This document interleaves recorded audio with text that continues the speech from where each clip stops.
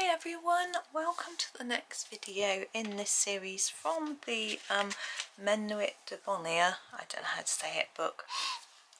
We did these berries in the video yesterday and I have just done these two as well. I thought I would do them and actually show you a little close-up just in case you wanted to copy the way that I'd done it. It was just a random selection of dark and light, just the same as this one. I'd used exactly the same colours and techniques. They don't look as good as those. I probably went a little bit quicker because I wasn't on camera and I was trying to think about all the jobs I've got to do, which isn't a good idea while you're recording. So while you're trying to do a video. Anyway, we have these here now. Now, I don't know what these are supposed to be, but I was thinking some purples, blues and greens might look nice. Purple for the sort of riper ones, and then blues, and then maybe greens, pinks, that sort of thing. So I'm probably going to do 3 of them on camera, and then the others in the same way. So let's come in a little closer. We're going to have a similar technique, but I think what I'm going to do this time is start with my darker colour and then work towards my lighter. I think that might work better with the Castle Arts pencils. So I'm actually going to start with a really dark blue. They've got an indigo light, I'm just trying to find it. I think it's this one. No, I'll get there in a minute. I think the indigo, yeah, it's... The colour of this isn't very reflective of the colour. So the indigo light, and I'm going to do 2 with these. This one down here, and in the same way as these, we're going to put the shine here. So I'm going to start here with a bit of indigo here. Okay, and I'm going to taper it off because I want it to blend into my other colour. Like that. Okay. And I'm going to do the same with this one here.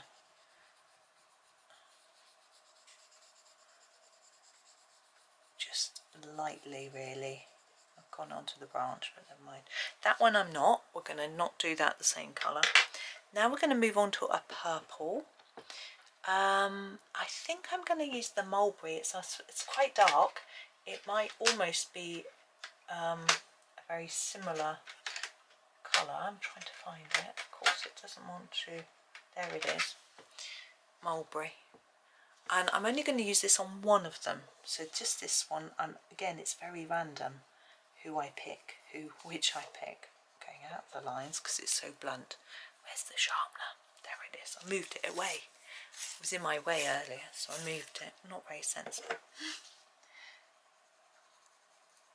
So back over the top of what I've done, and then extending out into the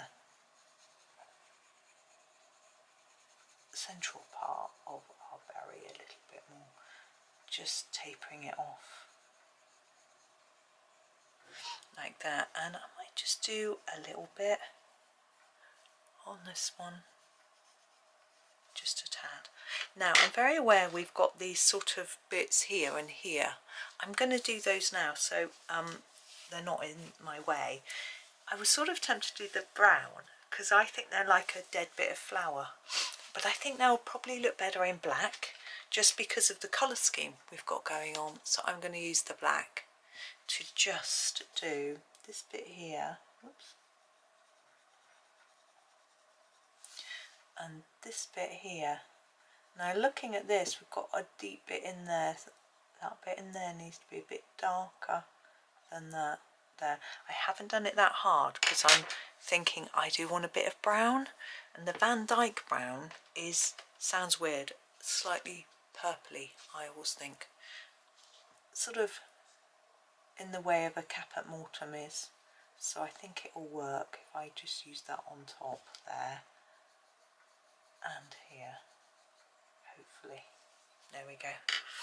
Right, a pinkish, we're going more towards pinkish, so Purple Lake Deep. Now, warning with these colours, they bleed into white pen.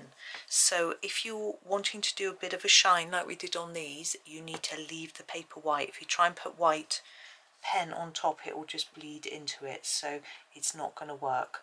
so you're going to have to be careful to leave a white bit of paper sort of thing.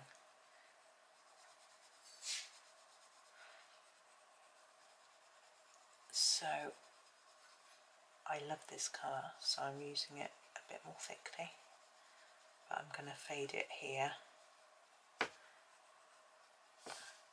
just going over this side a bit, and I'm going to use it here, but not on the one below. The one below is going to be a bit greener, like that. Now we're going to go more to pink. The purple deep, actually, I always think it's a pink, because maybe I'm wrong, but to me that looks quite pink. But yeah, anyway. It's quite good if you layer it over what you've done already, because it helps it to blend. But also, now we're going to think about leaving our white bit here. Yeah, it helps to blend and just mixes the colours. It's quite big, that bit at the moment, which is fine. This one I have quite a lot more of this, and we're going to go to pink on this one.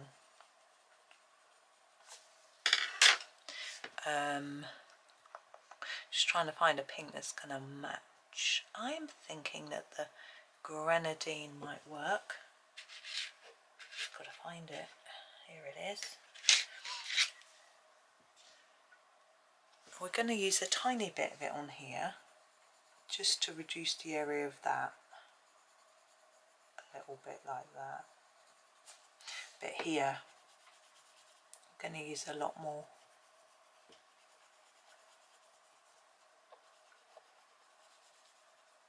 Like that.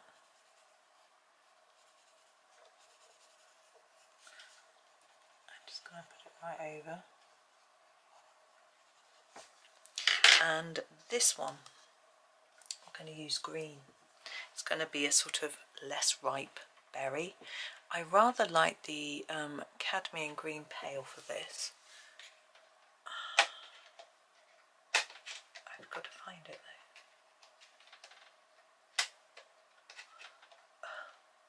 There's the cadmium green. You'd think it'd be next to it, but it's not. My pencils are all muddled up. I'll give you a chance to catch up and find it anyway. Leaf green, chrome green, leaf green, juniper green. There it is. Of course, it's small. It's my favourite. So we go over this blue, and it will turn it into the greeny blue. And then reduce it like that, sort of fade it round a bit, and then I'm going to use the tiniest bit of pink on the top here,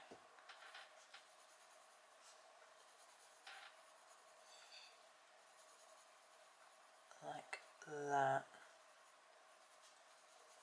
Sort of mix it in a bit.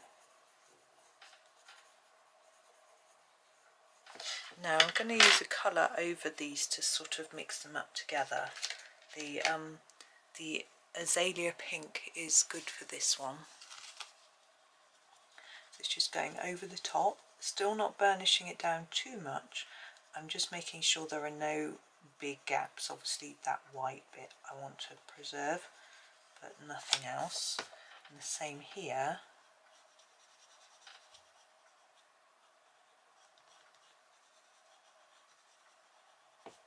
And a bit around here. But the rest of this one is not going to be a bit pink there. But I'll leave that green. Now we're going to darken it a little bit, put some shadow in. I'm thinking the Paynes grey might be quite good for this, rather than going for the black. So where these are overlapping, there's going to be some shadow under here. It's just as blunt as a blunt thing on blunt day. So under here, get some shadowing in, going in here.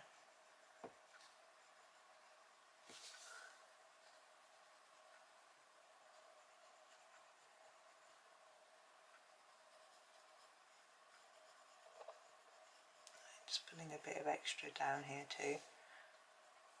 I think it might be a bit underneath the flower bit. I'm running out of layers of paper. It's odd with the prisms, I could layer up loads, but here I'm struggling a bit.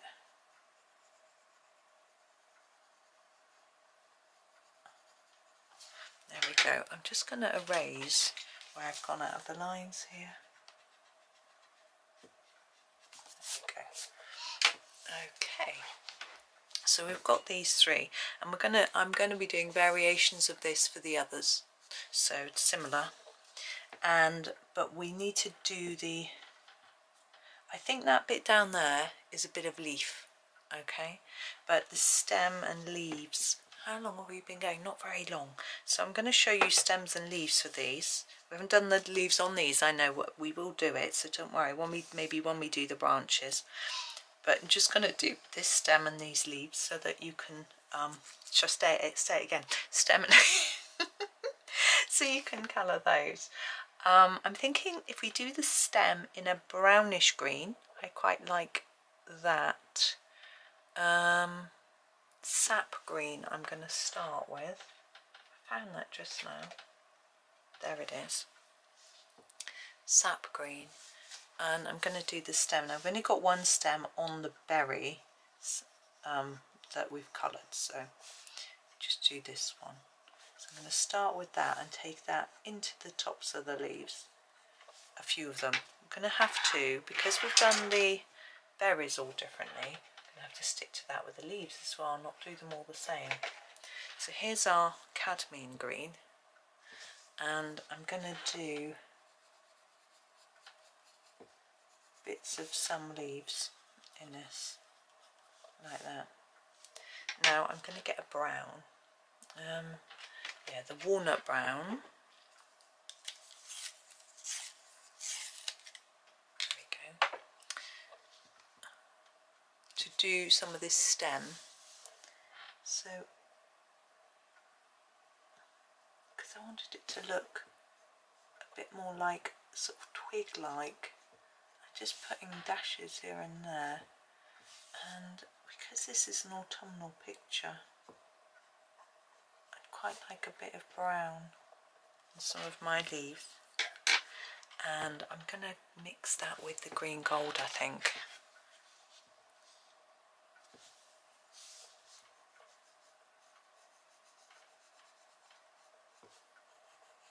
So over the top of the bits where I've done brown, just bringing in the green gold to sort of mix it up. I'll put a bit in the stem as well. And then, oops, I'm going to use that cadmium green pale that we had used for our fruit to finish it all off. So you can put that over everything really, just to bring it all together.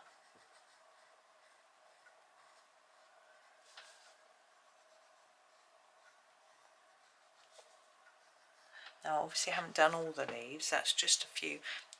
I'm going to do them all like that with bits of brown and green and just mix it up and vary it, as I will also vary my berries. So when I have done this section, you will have all of these berries and all of these leaves. There's not that much actually, many leaves there done. Yeah, I think that'll be it for that section, but I come, as I say, when I do the trunk, I'll do these leaves for you, show you how to do those, and well, the branches, and we've also got other sets of leaves, squirrels, owls, all sorts to go, but that is that little bit, just a short one. And yeah, I'll finish off that bit before I come back and do the next video so that you can see it and copy it if you want to, or decide whether you like the mixture of the green and the purple or whether you want to mix it up a bit. But that is me for today. Thank you for watching. Hope that you have a lovely day and happy colouring.